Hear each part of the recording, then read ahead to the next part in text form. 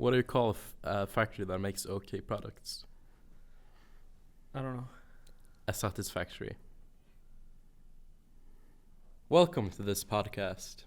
Learn filmmaking, made by BAKOM and Akida Corporation. Currently, we're sitting in a studio owned by BAKOM, and today we have William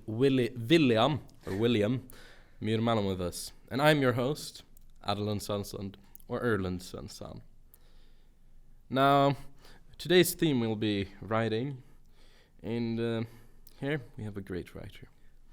Now, William, why don't you tell us a little about yourself and your work? Yeah, so I write mostly for both stage and for film, but mostly stage. And I have written one musical and a lot of different plays for children. But I've also done a couple of short movies. Not done any features just yet.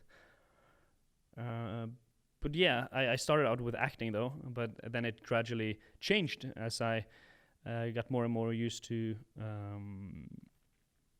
just being interested in the story. So I wanted to make more stories instead of playing them, if you know what I mean. Yeah, I see. We'll get back to acting a bit later, but why don't you tell us about a few of your scripts? What's your favorite one? Why? Favorite scripts that I have read, I have made, or that I made and wrote. Made and wrote. I think my favorite is one of the first I made, which is called Loop, which is about this detective, which he has a split personality, so it's kind of inspired by Fight Club, and he has made a case which he then tries to solve. So he solves the case he has made for himself, but he doesn't realize it, but the audience realizes it at the end. So it goes in a loop because he never realizes that he has made the case for himself. And that is, I think that is my favorite script. I wrote that back in 2017, and it's a comedy, and it was really fun making it because it was a detective story with musical elements, and they do not match at all. They burst out singing in something that should be smooth, jazzy vibe. So that was really fun making that. Sherlock Holmes combined with a musical. Yeah, kinda. It was very inspired by the 39 Steps actually, and they have a lot of comedy in the play though, not in the movie. How did you get this idea? I got this idea. I started out by I wanted to highlight the positivity and the positive sides and the negative sides of being addicted to a game. So everything that happened in this story was actually inside a game inside the story. So the idea was that two characters were playing a game in the play, and we had actors being the characters in the game. So the characters in the play that played the game had a dice which they rolled, and that kind of determined what the outcome would be in the scene. So the idea, I got it from my father when he actually asked me, or he said to me, wouldn't it be nice if the audience could choose what could happen in a play? So I made that based on that. So it's a dice that changed the outcome. So it was 3 different outcomes in the same scene. But I gradually cut that out and just focused on the story inside the game. So I didn't have the players, I just had the game. And then I cut out the different outcomes, so I just had one storyline, because it would be so much for the actors to think about, having to learn 3 different scenes and then 9 more different scenes for the next it would be a lot to remember. Yeah, so it would so the original idea, the idea was that you had many possibilities. Correct. And this would sort of be like a game. Yeah. Do you think you could make anything like that again? Well, maybe not as many choices, but something similar. Oh, that's I haven't thought of that, but absolutely, I think it's something I should tap into, because gaming is it's becoming more and more common now than 30-40 years ago. So it's and also the being addicted to gaming is that's really yeah, absolutely. So I could see that happening, but I don't know what kind of story I would make though. I really fell in love with that 1930s look, detectives and stuff. So I don't know how it would look if I made a new script with something with the same theme. Yeah. Well, how do you start writing a script? Like, how do you get an idea?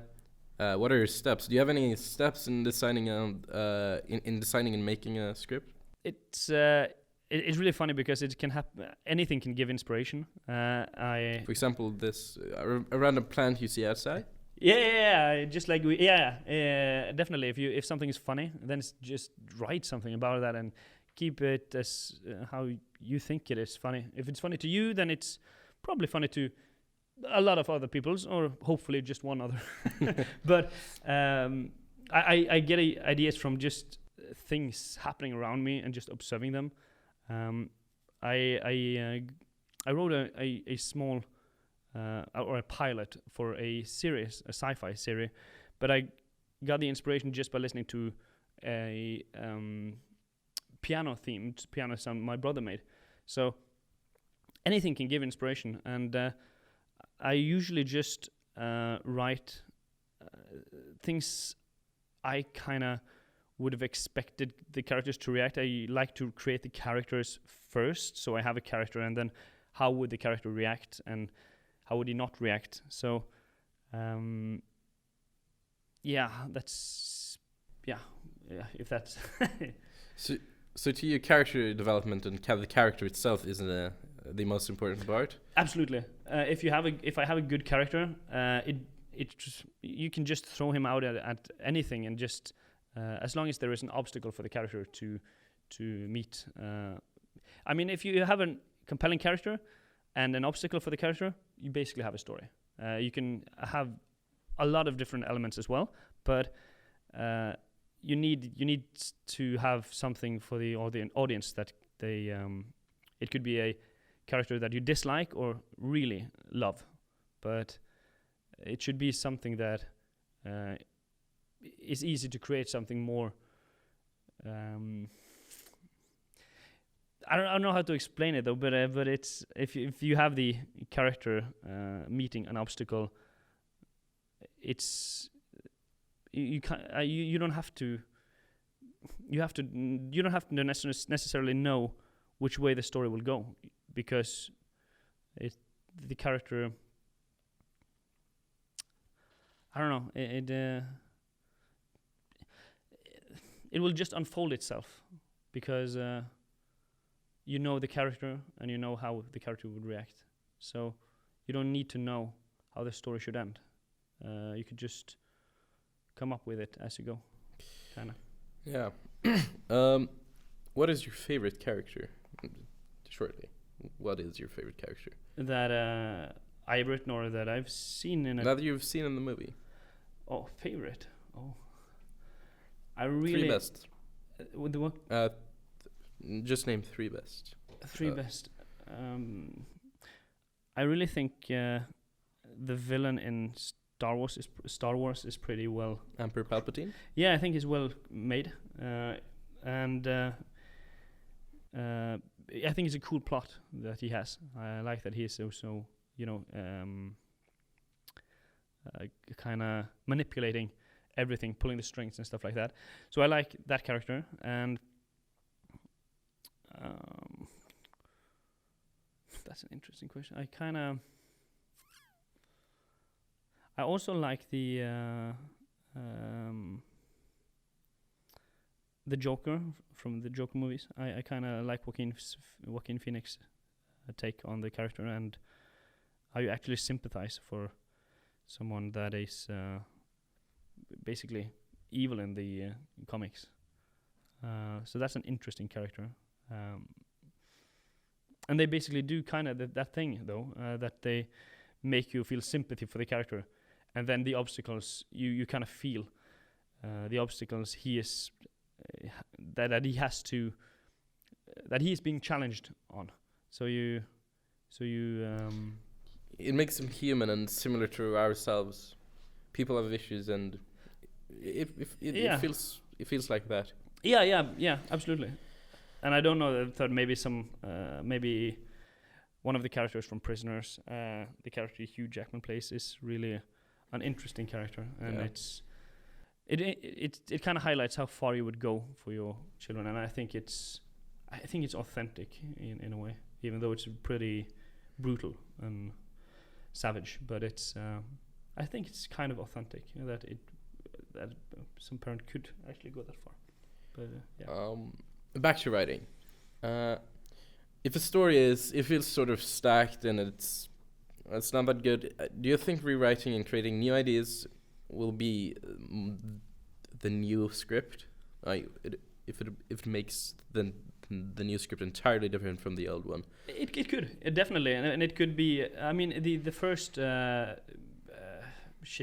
first sketch. The first sketch or the first take on the script could be the backbones, or could be like the meat on the bone. So it could be what creates the character in the first place, and then when you rewrite it, you could have a totally different story, but you base some of it off what you originally had. And I think that is very important to do, actually, to rewrite what you make, because then you suddenly find gold, and I want to keep this, but do not want this, and then you can just pick and choose. So I think it's very important to actually rewrite things you make. But of course, if you don't have time, then you just have to make the best out of what you have you ever gone back at an old script and see this could be better, and then you have all the time rewritten? Yeah. Any plays that were presented? Have you ever rewritten one of those later? I did visit one of the plays I made for one of the plays the children played, the class I have, and called The Reality. I mean, that was the title, in Norwegian though.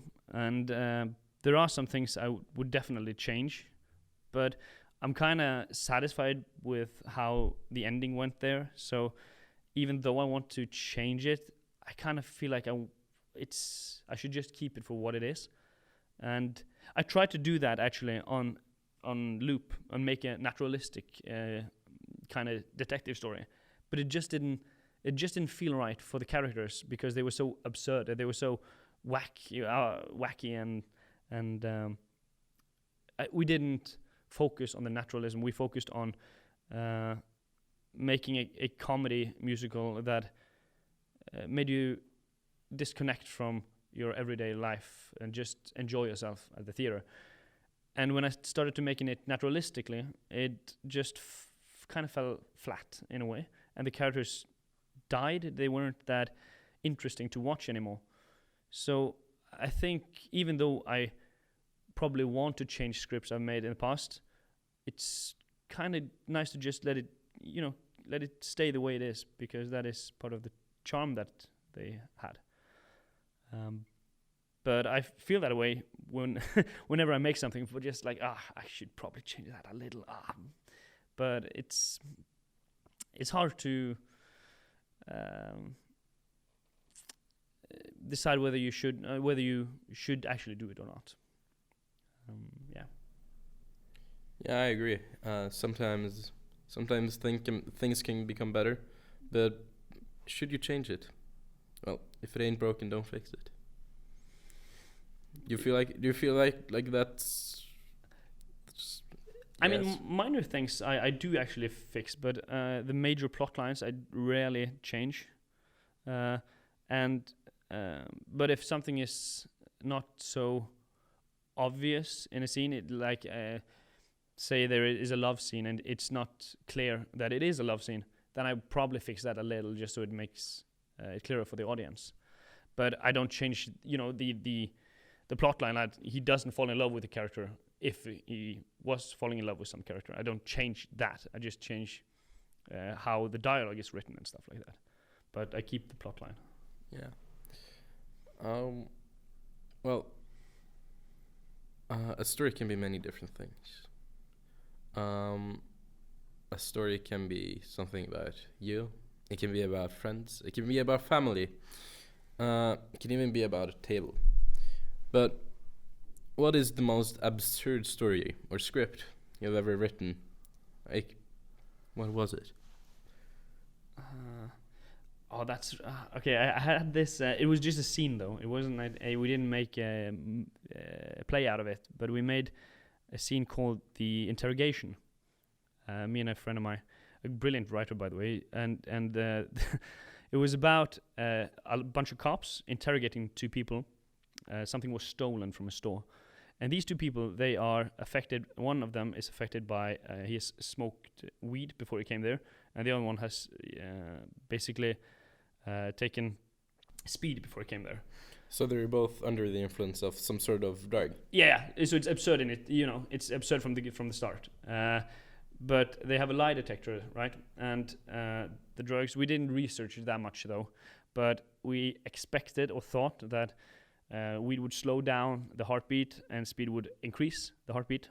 And we based it off that. So the lie detector said that everything one of them said was lying, and the other one, everything was true. And the chief and the police, he was like, yeah, if the lie detector says that is the truth.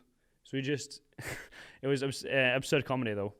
And it was really funny to just writing it.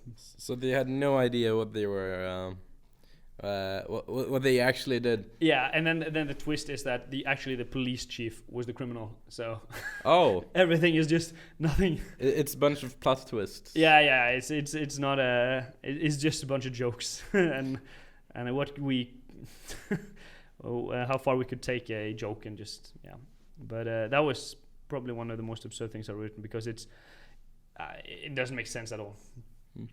Yeah.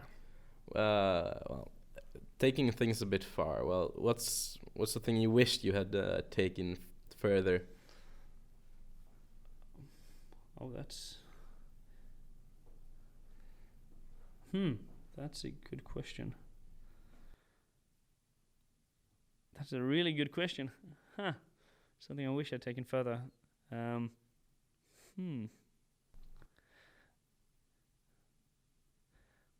That's a really good question. Something I wish I don't have an answer for that. Something I wished I'd taken further. That's all right. We can get back to it later if... Yeah, I'll get back to that. I'll think about that. Something I wish... Yeah. Well, earlier you said you're also an actor. Yeah. When you're writing a film, well, a script, do you put yourself through the eyes of the character and then you already answered this. Do you make the actors?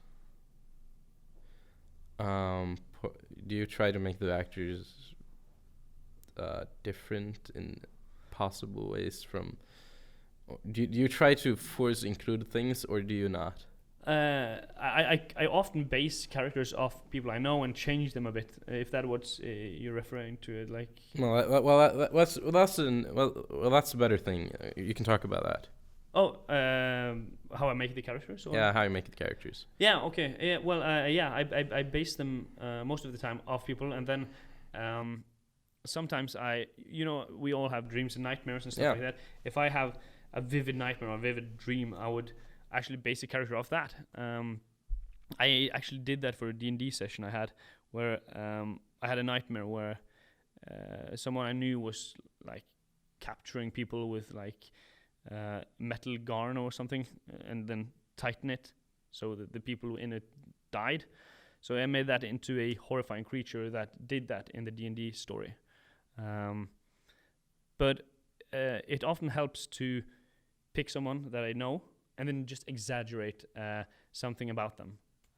For example, exaggerating their pride or their greed or something like that. That gives that can give very funny characters. So it helps to base them off someone. It also helps with the story, actually, because if they have done something that you've shared something with them, and they've shared something with you, and you can use some of it as long as you respect the material, and then you can have a really compelling story about something that should be told and should be seen by people. So sometimes you take stories and exaggerate them in people. Absolutely, yeah. So, well, let's say we two went on a fishing trip and we fell in the water in the very beginning. Do you think you could exaggerate that? Yeah. I think the play I'm making now is about kind of that. They fall into. Is it about a red herring? No, I wish it was, but it's about children being dragged into the water, and then the fish are eating the humans, so they have to escape from the fish. It's kind of comedy, but it's a role reversal. Yeah, basically a role reversal. Yeah, and then there are lots of weird creatures in the water, yeah, and that's basically it. But I mean, if I was to exaggerate the characters, I would probably have to spend some more time. But the event in itself can easily be exaggerated. Maybe they're dragged into the water, and the water is, I don't know, it's inside the belly of a man, or Jakten på Nyårstein, stuff like that, or it could be. It's kind of hard to come up with something on the spot though, but it's easier to exaggerate the event rather than the character, unless I have the character thoroughly made. Then it's easier to exaggerate the character. Yeah. Well, we've heard a bit about your writing. Now on to acting. Is it easier to be an actor if you're a writer? Do you think so? I think so, yeah. I think it helps, because as a writer you always have to reread what you've made, and I think that helps, because I feel like most actors should reread every script they have to read at least 5 or 6 times before they actually start working on it, just so they know everything in the story. And even more is good. Reading it, 10 times, 20 times, it's the more the better. And I think doing writing definitely helps to get used to that. Yeah, it definitely does. Now, what makes a good actor? Oh, that's the many things. How much they, how